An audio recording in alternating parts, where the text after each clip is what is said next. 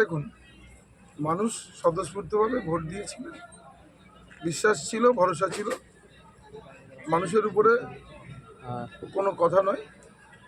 তারা যা ভালো মনে করেছে রায় মাথা পেতে নিতে হয়। 40,000 বেশি মার্জিন কমিয়ে দিয়েছে, নিশ্চিত আবার নতুন করে লড়াই হবে। এখনো তো পুরো কমপ্লিট হয়নি। না হয় সামান্য আছে, দিন দেখা হোক কি আছে। নির্বাচনে আপনার জীবনে হার শব্দটা ছিল না। না, এটা তো থাকেই। ইন্ডিয়া টিমও তো এবার প্রথম ম্যাচ থেকে সবকটা ম্যাচ জিতে ফাইনালে হেরেছে। হার জিত থাকবেই, এটা মেনে নিয়েই পথ চলা। এটা যে ওভারকাম করতে পারবে সেই তো নিতে হবে, অসুবিধা কিছু নেই। পঞ্চায়েত ভোটে আপনাদের এত ভালো ফল, তারপরে লোকসভায় ভোটে এই যে মার্জিনটা এটা কমলো, এক্ষুনি এতে কি করে পর্যালোচনা- বলবো? এটা নিয়ে আমাদের নিশ্চিত মিটিং হবে, আলোচনা হবে, দেখা যাবে কোথায় কতটুকু কি ঘাটতি আছে। সবাই তার ভালো কাজ করেছে, এইটুকু বলতে পারি। দলের কোনো ক্ষেত্রে কি কোন দলের কাজ হয়েছে যে এইটা আলোচনা, এইটা তো এখনো আমরা পোস্টমর্টম করিনি, বসিনি। অতএব এটুকু বলতে পারি সবাই ভালো কাজ করেছে, মানুষ রায় দিয়েছে অন্যদিকে, ঠিক আছে। মার্জিন কি হয়েছে?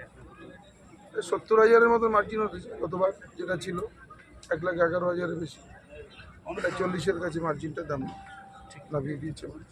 ধন্যবাদ মানুষকে যারা ভোট দিয়েছেন, যারা ভোট দেননি, আপনাদের মাধ্যমে সকলকেই ধন্যবাদ জানাচ্ছি। মমতা বন্দ্যোপাধ্যায়ের উন্নয়ন, মমতা বন্দ্যোপাধ্যায় যেভাবে এবার এই রাজ্যে বিজেপিকে ধরাশায়ী করেছে, বন্ধে আমরা পারিনি। নিশ্চিত আগামী দিনে আমরা এখান থেকে উৎসাহিত হয়ে ঘুরে দাঁড়াবো। Thank you.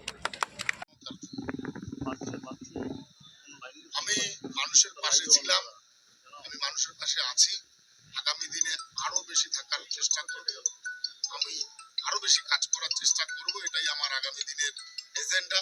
আমি আগেও বলেছি, আমি কখনো উন্নয়ন নিয়ে রাজনীতি করিনি, যেটা ইমপ্লিমেন্টেড হবে কাজ সেটা আপনারা দেখতে পারবেন। আমি রাজনীতি উন্নয়ন নিয়ে কখনো রাজনীতি করি না, কারণ আমি এই মাটির পুত্র, এলাকার ছেলে।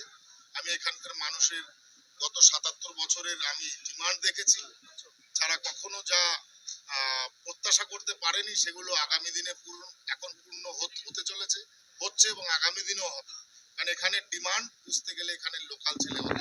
এখন পর্যন্ত কত ভোটে আপনি এগিয়ে আছেন? 65,000-এর বেশি ভোটে এগিয়ে আছে। আরো কি বাড়বে ভোট? আসলে অবশ্যই আছে। মতুয়া ভোট কি আপনার সমস্ত সব মতুয়া ভোট আমার পড়বে আমি কখনোই বলতে পারি না। মানে সংশোধিত নাগরিকত্ব আইনের সুফল কি? নাগরিকত্ব আইন নিয়ে আমি রাজনীতি করি না, আমাদের ডিমান্ড, ওটা আমার অধিকার ছিল, আমরা পেয়েছি।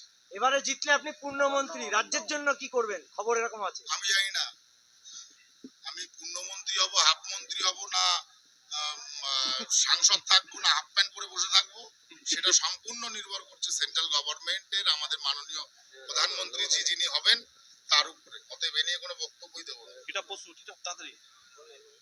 দাদা এতদিন ধরে যে লড়াই করলো যারা কর্মীরা, তাদের উদ্দেশ্যে কি বলবেন? যারা আপনারা লড়াই আমার করলো, কর্মীদের জয়, এটা আমি তো প্রথম আমার স্পিচে বললাম, আমার কর্মীর জয়, আমার জয় নয়। ভারতীয় জনতা পার্টির জয়, আমার জয় নয়।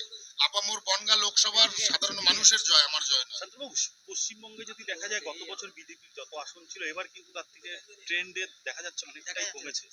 এখন পর্যন্ত 12, সর্বোচ্চ 13। কি বলবেন এই বিষয়ে? এই আমার কিচ্ছু বলার নেই, যারা দায়িত্ব নিয়েছে তারা বুঝবে, আমি কি বুঝবো?